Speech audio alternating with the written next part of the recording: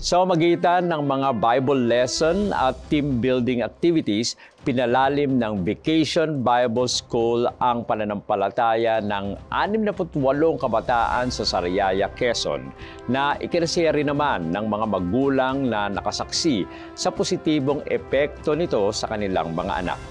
Alamin ang masayang Vacation Bible experience ng mga bata, ihahatid ni Jana Romo.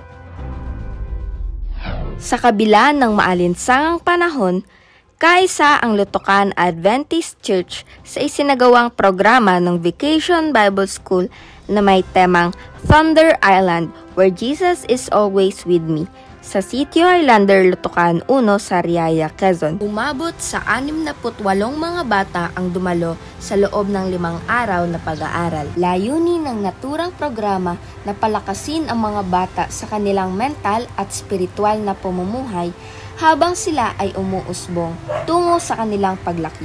Tinuruan din sila ng crafts and games upang mas lalo silang mag-enjoy. Ang programang ito ay pinangunahan ni Mamerta Castillo, head ng Children Ministry ng naturang programa. Idaos po ang napakatagumpay na Vacation Bible School.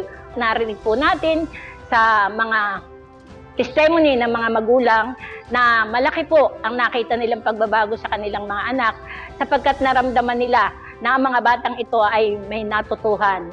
At kami po, bilang kami po ang bumubuo ng staff ng Vacation Bible School, ay lubos pong nagpapasalamat. It is a great privilege nga po na maging kabahagi ng program na ito at super blessed dahil yung ngiti ng mga bata dun sa kanilang na-experience ay sobrang amazing kung gaano kabuti ang pag-ibig ng ating Panginoon. Tumanggap din ng VBS Certificate of Appreciation ang ilan sa mga kabataan para sa kanilang pagsali sa gawain. Bago matapos ang graduation, binasbasa ni Pastor Johnson Gomez ang mga bata at sa mura nilang edad, sila ay patuloy na lumakad sang-ayon sa kalooban ng Panginoong Jesus. Lubos ang aming pasasalamat sa mga kapatid na nangunguna at nagpapagamit po sa gawain ito at lalo din po sa mga magulang na amin pong napaglingkuran ng kanilang mga anak na kanila pong mga anak ay matulungan mas lalong mapalapit sa ating Panginoon. Nagbigay ng patotoo ang mga magulang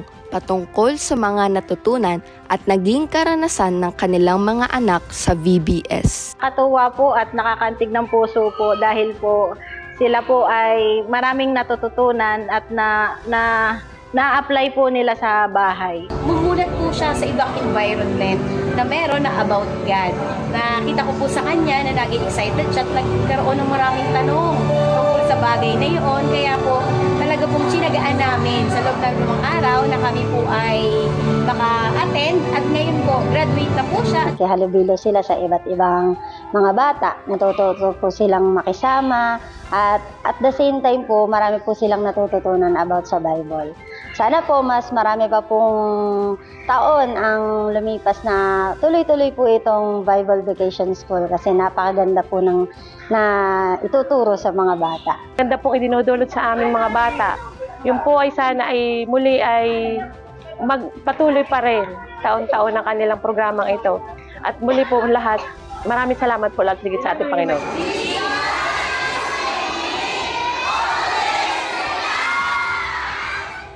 Layuning makapaghatid ng balitang may pag-asa, ako po si Jana Romo, nag-uulat para sa Hope Today HCNT News.